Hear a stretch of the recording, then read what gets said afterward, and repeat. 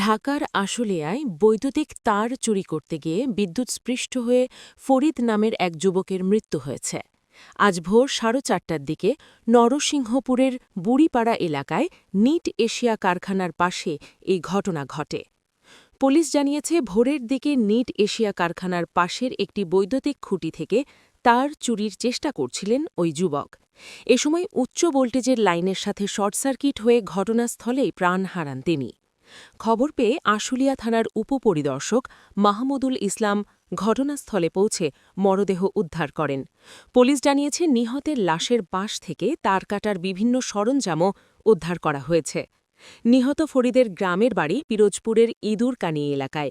বর্তমানে তার মরদেহটি ময়না তদন্তের জন্য রাজধানীর সোহরাওয়ার্দী মেডিকেল কলেজ হাসপাতালে পাঠানো হয়েছে। এ ঘটনায় থানায় একটি অপমৃত্যু মামলার প্রস্তুতি চলছে।